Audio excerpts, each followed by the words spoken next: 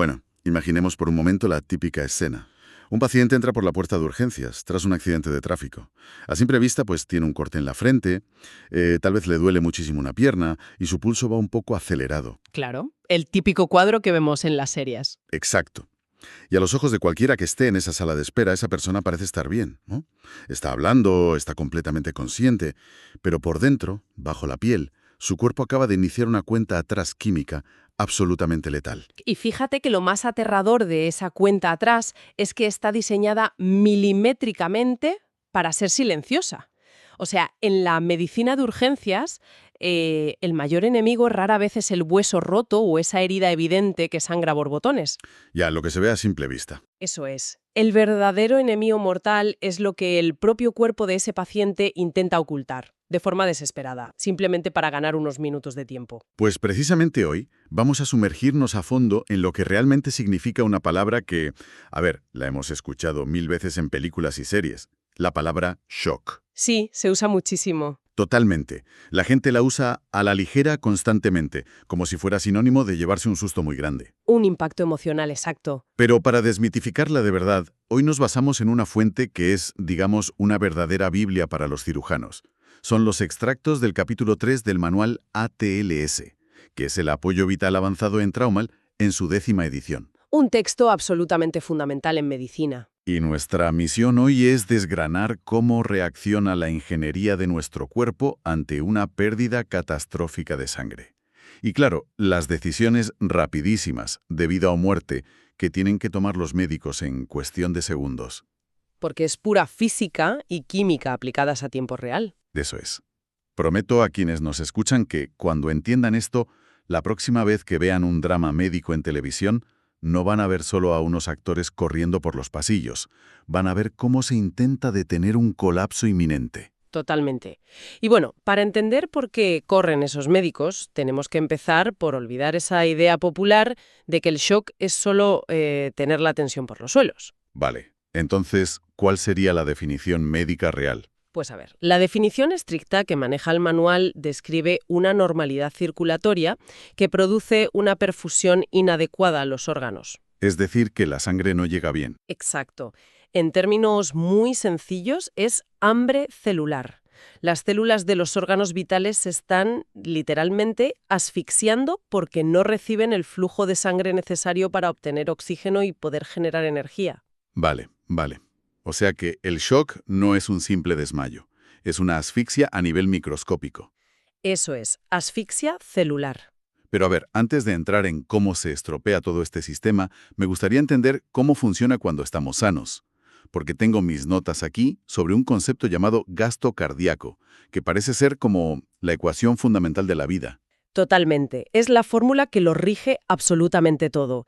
El gasto cardíaco es, básicamente, la cantidad de sangre que el corazón de una persona es capaz de bombear en un solo minuto. De acuerdo. Y depende de dos cosas muy sencillas. Primero, lo rápido que late ese corazón, que es la frecuencia cardíaca. Y segundo, cuánta sangre logra expulsar en cada uno de esos latidos, que es lo que llamamos en medicina el volumen sistólico. Vale, la velocidad por la cantidad, digamos. Exactamente. ¿Y de qué depende esa cantidad de sangre en cada latido? Pues depende de tres factores clave. Primero tenemos la precarga, que es cuánta sangre regresa de vuelta al corazón desde las venas. Vale. Segundo, la contractilidad, que es la fuerza bruta con la que ese músculo del corazón se exprime a sí mismo.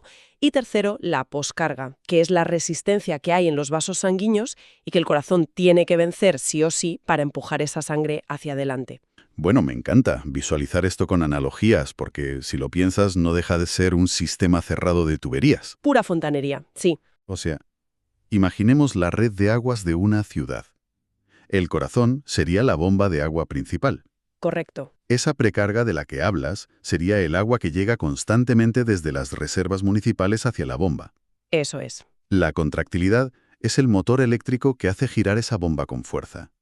Y la poscarga sería, digamos, el diámetro de todas las tuberías de las casas de la ciudad.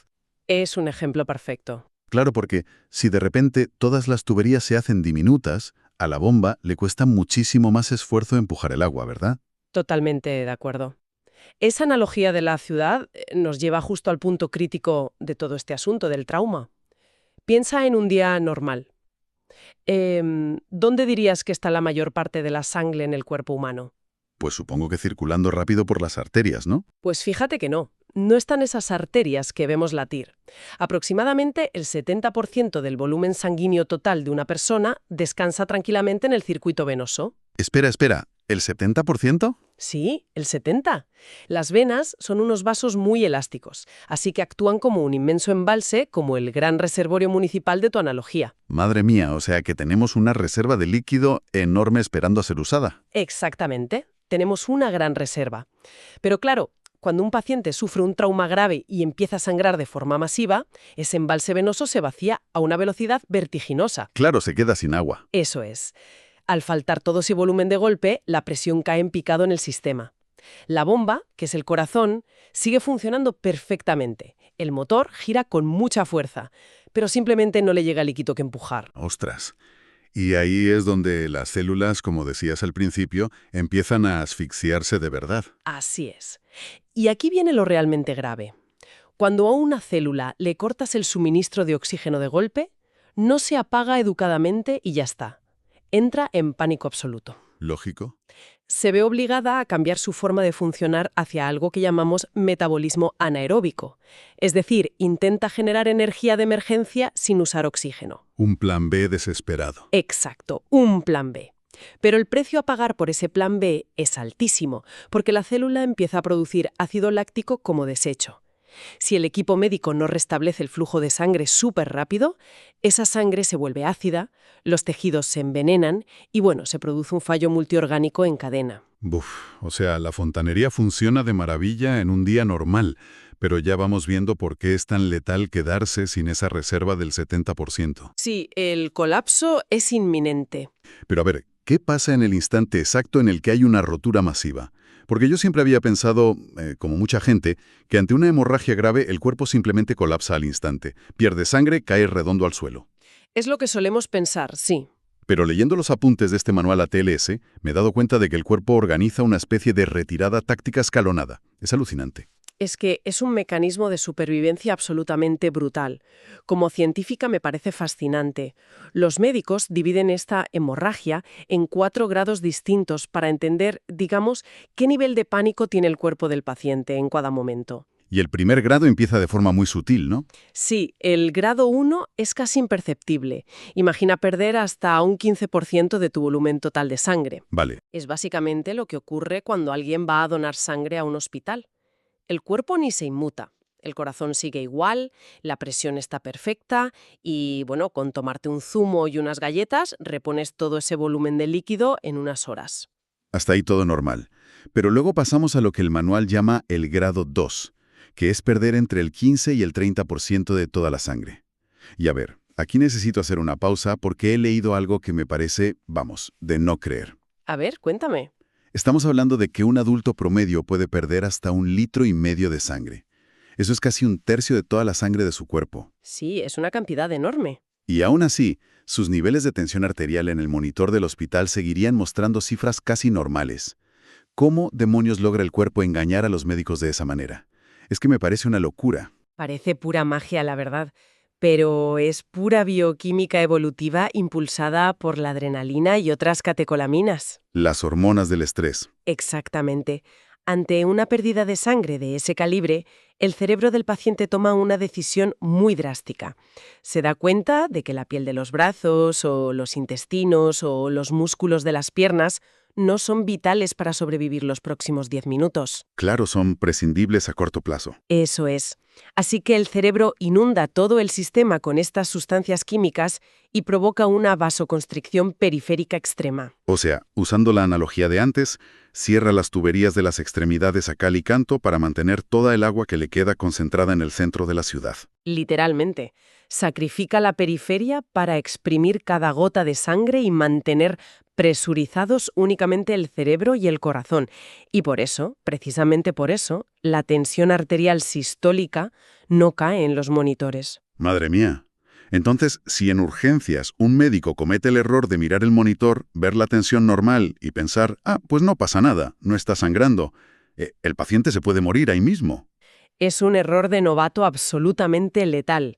Si esperas a que la tensión arterial de un paciente baje, significa que esos mecanismos de compensación que acabo de explicar ya se han agotado por completo. ¡Ostras! Para cuando la tensión cae en la pantalla, ya estás en lo que llamamos el grado 3, perdiendo hasta el 40% de la sangre, o peor, en el grado 4, que es más del 40%, y que el propio manual describe de forma muy escalofriante, como un evento preterminal. Preterminal suena terrible. Es que si la presión ha caído, el paciente está al borde del abismo. Vale, entonces, si el cuerpo te está mintiendo en la cara, manteniendo la tensión arterial, ¿cuál es el verdadero chivato? ¿Cómo sabe el equipo médico que las tuberías se están vaciando realmente? Pues buscando las pistas físicas que deja esa enorme descarga de adrenalina. El primer indicador real, digamos, la alarma de incendios del cuerpo humano, es la taquicardia. El pulso acelerado. Eso es, el corazón empieza a latir muchísimo más rápido, intentando compensar la falta de líquido. Y además, debido a que el cuerpo ha cerrado los vasos de la piel, como dijimos antes, el paciente va a estar muy frío, muy pálido y sudoroso. Claro, porque no hay sangre en la superficie. Exacto. Así que la regla de oro en el trauma es muy clara. Cualquier paciente que llega frío y con el corazón acelerado está en shock hemorrágico hasta que se demuestre, sin dejar lugar a dudas, lo contrario. Es fascinante cómo el cuerpo se convierte en una especie de ilusionista. Pero claro, todo esto asumiendo que el cuerpo del paciente funcione según las reglas de la biología normal. Ay, si siempre fuera tan fácil. Claro, porque leyendo más a fondo vi que existe lo que los médicos de urgencias llaman factores de confusión. Es decir, situaciones donde el panel de mandos del paciente está tan estropeado o alterado de antemano que no te puedes fiar de ninguna señal. Y la verdad, me gusta mucho usar la analogía de los coches para explicar esto. Adelante a ver cómo encaja esta analogía. Pues piensa en un atleta de élite como si fuera un coche deportivo de altísimo rendimiento. Tiene un motor, un corazón tan eficiente que en reposo late a unas 50 pulsaciones por minuto. Un corazón muy entrenado, sí. Si ese atleta tiene un accidente grave y pierde 1 litro entero de sangre, su corazón intenta compensar la falta de líquido y sube, digamos, a 90 pulsaciones. Vale. Para cualquiera de nosotros, 90 es una frecuencia cardíaca totalmente normal. El médico mira el monitor y ve un 90. Parece que todo va estupendamente. Pero para ese atleta significa que su motor está al límite y a punto de reventar. O sea, su panel de mandos oculta el sobrecalentamiento. Es un ejemplo brillantísimo. Los atletas tienen tanta reserva cardíaca que enmascaran el shock maravillosamente bien, ¿eh? Hasta que colapsan de golpe y sin previo aviso. ¡Qué peligro! Y luego está el extremo opuesto, ¿no? El paciente de 80 años, que sería como un coche antiguo clásico que tiene los cables de la alarma cortados por la medicación. Totalmente. Imagina a ese paciente mayor que, por ejemplo, toma betabloqueantes para el corazón. Esos medicamentos bloquean químicamente la capacidad del corazón para acelerarse. O sea, cortan la alarma. Exacto. Por mucha sangre que pierda ese paciente mayor, la alarma de la taquicardia jamás va a sonar en el monitor del hospital. Su corazón seguirá latiendo a 70 por minuto mientras se desangra internamente. Madre mía, qué trampa. Y hay algo peor aún. Su tensión arterial normal en casa podría ser de 160, debido a la hipertensión. Vale. Si llega a urgencias tras un golpe con una tensión de 110, el personal médico joven podría mirar la pantalla y pensar que está perfecta, dentro del rango normal. Claro, 110 suena bien. Pero para ese paciente en concreto, haber bajado 50 puntos de golpe significa que está en un shock profundo. Buf, es que a todo esto le sumas pacientes que llevan marcapasos, que fuerzan una frecuencia cardíaca fija, o mujeres embarazadas que por su estado natural tienen un volumen de sangre mucho mayor. Y que pueden perder barbaridades antes de que el monitor empiece a pitar, ¿sí? Exacto. E incluso hay veces que ni siquiera es sangre lo que está perdiendo el paciente, ¿verdad? Efectivamente, el shock no siempre es hemorrágico, y te aseguro que eso complica aún más el panorama en urgencias. Hay trampas mortales como el neumotórax a tensión. ¿Qué es eso exactamente?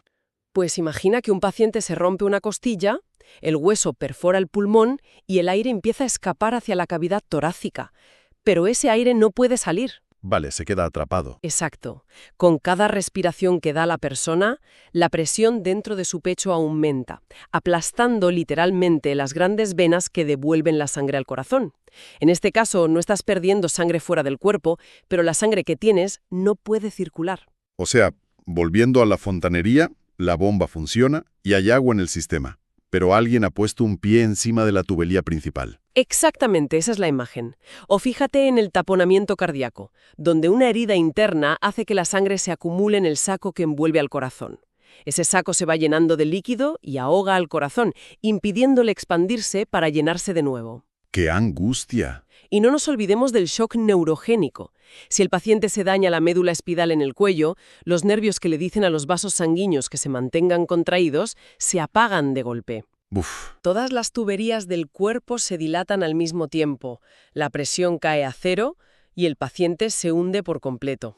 a ver, todo esto que cuentas plantea una duda gigante. Si el paciente te puede mentir biológicamente, si sus medicamentos borran las alarmas, si el monitor del hospital es engañoso, ¿cómo diablos toma decisiones el equipo médico? ¿Cómo actúas cuando los instrumentos de la sala te ciegan? Pues comportándote menos como un técnico informático que solo lee una pantalla, y más como un detective en la escena de un crimen. ¿Un detective médico? Eso es. El manual ATLS insiste muchísimo en que el contexto clínico lo es absolutamente todo. Si tienes a ese anciano accidentado que mencionabas antes, el equipo debe preguntarse de inmediato, a ver, ¿se chocó por culpa de un fallo del coche? ¿O se desmayó al volante por una infección urinaria oculta y por eso se chocó? Claro, buscar la historia detrás. Exacto. Hay que conseguir la lista de medicamentos del paciente inmediatamente. Y la regla absoluta en estos casos es priorizar, buscar y detener la causa del shock, asumiendo que el paciente está en estado crítico, aunque los números de la pantalla parezcan muy tranquilos. Buscar y detener la causa que supongo que en el 90% de los traumas graves sigue siendo una hemorragia. Efectivamente, la gran mayoría son hemorragias. Y aquí, fíjate, me encontré con otro concepto en las fuentes que me voló la cabeza por completo. Es una regla mnemotécnica que usan los cirujanos para encontrar dónde narices se esconde toda esa sangre. Dicen que está en el suelo y 4 más. Ah, sí. Es una regla de oro en las unidades de trauma de todo el mundo. A ver, explícanos eso. Pues si un paciente está en shock evidente y no ves un charco gigante de sangre en la camilla o en el suelo de urgencias, esa sangre tiene que estar escondida dentro del cuerpo. No hay otra opción. Por pura física no puede desaparecer. Exacto.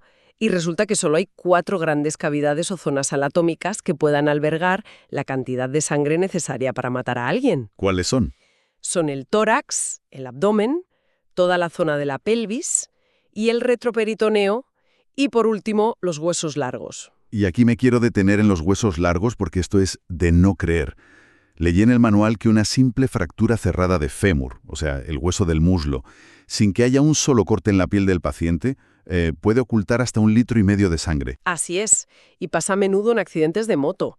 El muslo humano es un compartimiento muscular inmenso. Ya es muy grande. Si te rompes el fémur por la mitad, los bordes afilados del hueso roto desgarran los vasos sanguíneos internos y el paciente puede sangrar dentro de su propia pierna hasta perder 1/3 del volumen de sangre de todo su cuerpo. ¡Qué barbaridad! La pierna se hincha muchísimo, se pone tensa, pero desde fuera no ves ni una sola gota de sangre. Es escalofriante. Te estás desangrando por dentro. Bueno, una vez que el equipo intuye que estás perdiendo sangre, imagino que hay que reponer ese líquido a toda prisa, ¿no? Sí, es la prioridad inmediata. Y aquí tengo una duda enorme basada en el texto. Al leer el protocolo de reanimación, habla de usar vías venosas periféricas. O sea, básicamente poner catéteres en las venas de los brazos del paciente. Correcto. Y, claro, mi instinto de persona de a pie me dice que si me estoy muriendo por falta de volumen de sangre, yo querría el tubo más sofisticado, largo y profundo directo a mi corazón.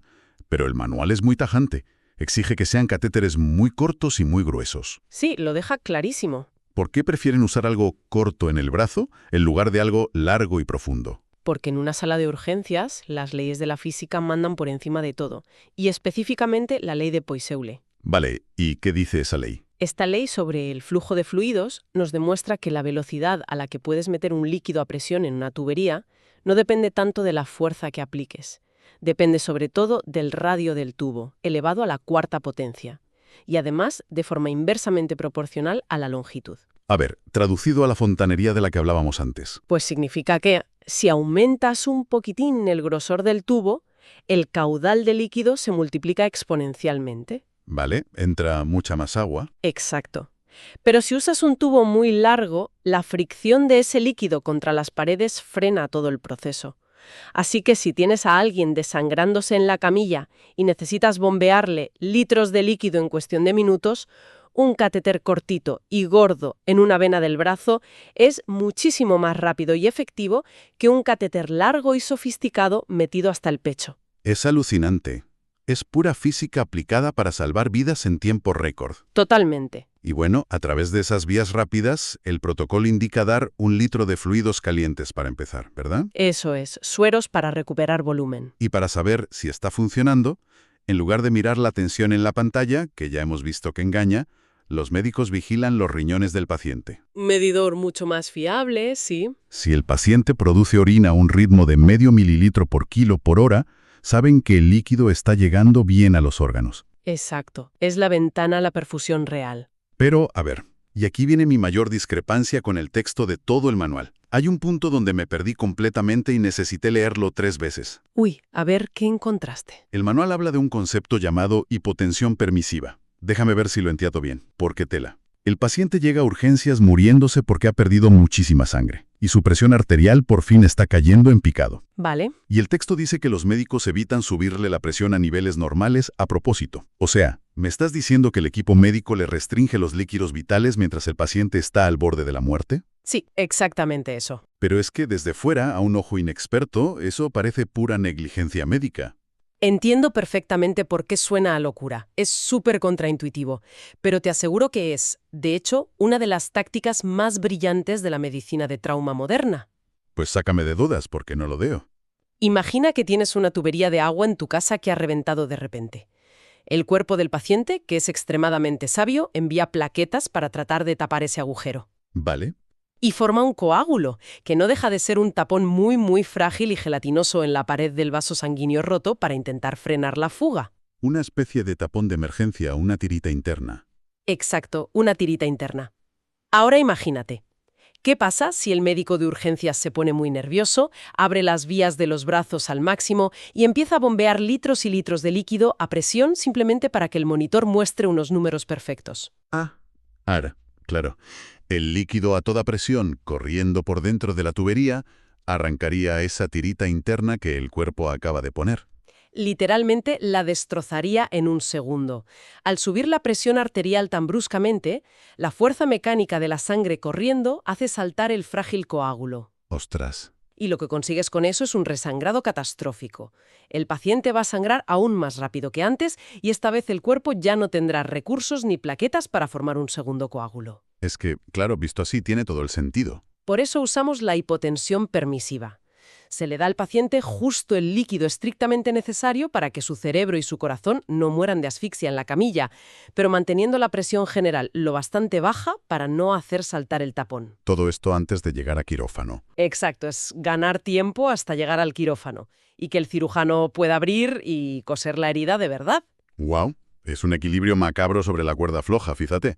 Y claro, imagino que además el equipo no puede simplemente enchufarle agua con sal al paciente de forma indefinida. Desde luego que no. Porque esos líquidos que meten por la vía, los cristaloides, no transportan oxígeno real, ¿no? Solo hacen bulto en las tuberías para mantener la presión. Precisamente. Por eso, si el paciente no responde rápidamente a ese primer litro de fluidos que le hemos dado, o si mejora un momentito y luego se vuelve a hundir en el monitor, el equipo médico activa lo que sería el botón rojo, el protocolo de transfusión masiva. Palabras mayores. Necesitan reponer lo único que realmente da vida y transporta oxígeno, que es la sangre.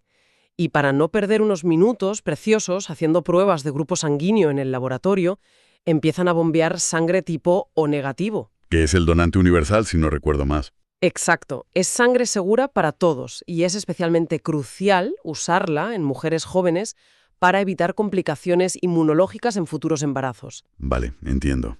Pero en mis apuntes mencionan que transfundir muchísima sangre de golpe en un paciente despierta a otro monstruo médico.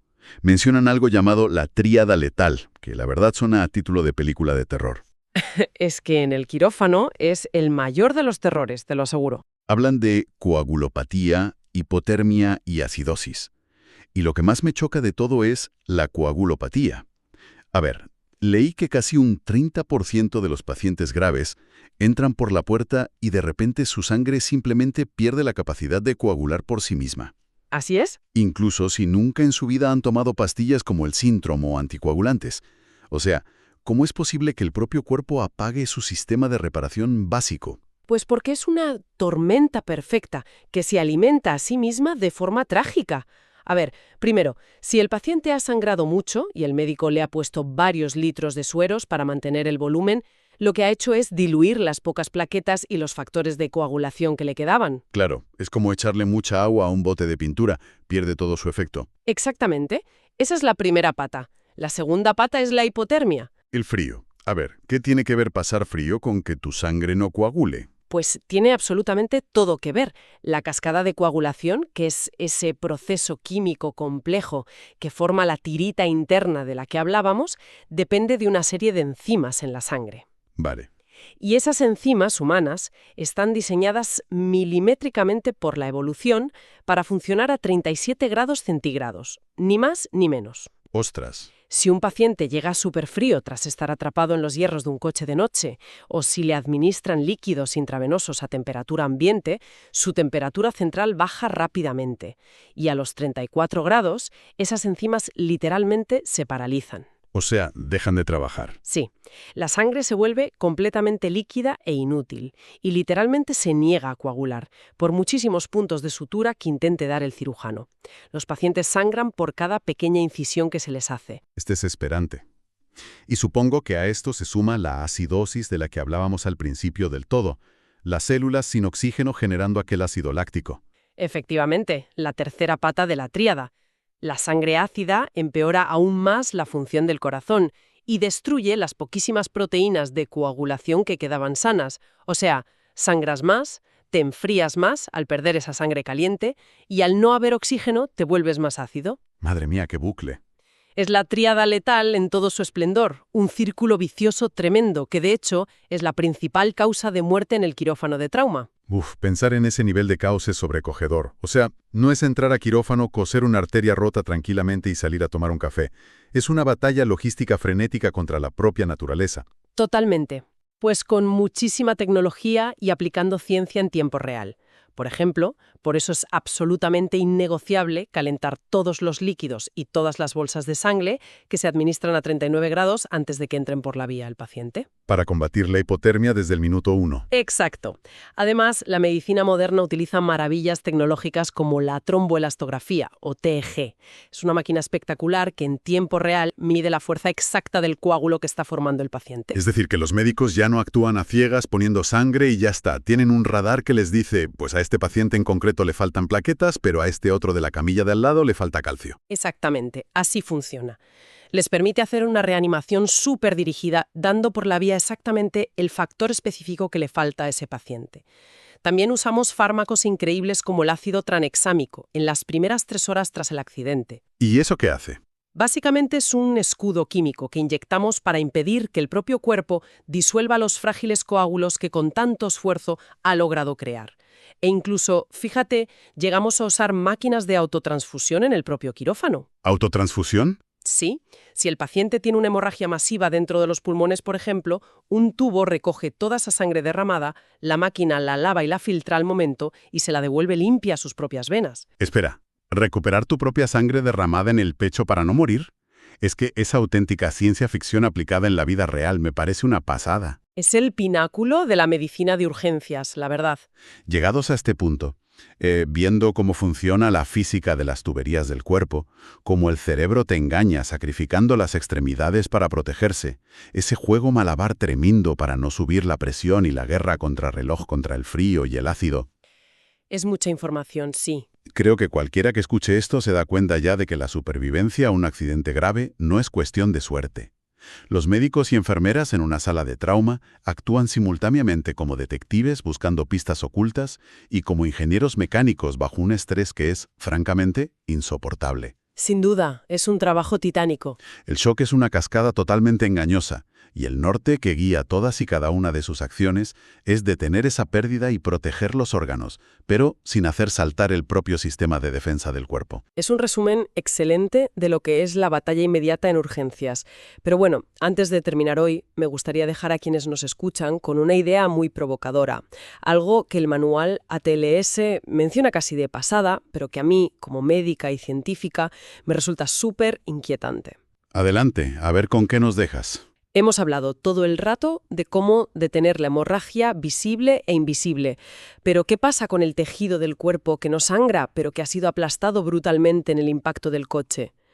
El texto señala que las lesiones de partes blandas desencadenan una respuesta inflamatoria sistémica masiva en absolutamente todo el cuerpo, liberando oleadas de citocinas. A ver, las citocinas. Esas son las señales de alarma química de nuestro sistema inmunológico, ¿no? ¿Como unas bengalas pidiendo ayuda al resto del cuerpo? Exacto. Son bengalas químicas. En su desesperación total por reparar esos tejidos musculares aplastados, estas citocinas viajan por toda la sangre y alteran la permeabilidad de absolutamente todos los vasos sanguíneos del cuerpo humano. Es decir, que hacen que las tuberías enteras se vuelvan porosas. Literalmente porosas. Y el plasma, que es la parte líquida de la sangre, empieza a filtrarse a través de las paredes de las venas, fugándose hacia tejidos que ni siquiera estaban lesionados en el accidente. ¡Ostras! Esto causa una hinchazón masiva en todo el cuerpo, un edema generalizado. Y claro, reduce de nuevo drásticamente el volumen de sangre disponible dentro del circuito venoso. Es un pensamiento absolutamente aterrador. O sea, significa que si logras sobrevivir al impacto brutal a 120 km/h, y si el cirujano hace un trabajo milagroso y detiene la hemorragia en la sala de urgencias sorteando esa tríada letal, Sí. aún no estás a salvo para nada. El propio pánico de tu sistema inmunológico por intentar reparar el daño muscular podría convertir tus venas en un colador. Tu propio cuerpo se convierte en la segunda ola mortal a la que se enfrentan los médicos en la UCI durante los días posteriores. Es la gran y terrible ironía del trauma grave. Y bueno, queda ahí como una invitación a la curiosidad de la audiencia para investigar cómo, a veces, la forma en que nuestro propio cuerpo lucha con todas sus fuerzas para curarse a sí mismo puede desencadenar la tormenta perfecta. Madre mía. Volviendo al principio de todo lo que hemos hablado. Tras todo esto, queda clarísimo que un diagnóstico de trauma severo no es una radiografía limpia con una línea blanca que sea fácil de entender. Para nada, es muy turbio. Esa necesidad de respuestas binarias sencillas no existe cuando entras en shock.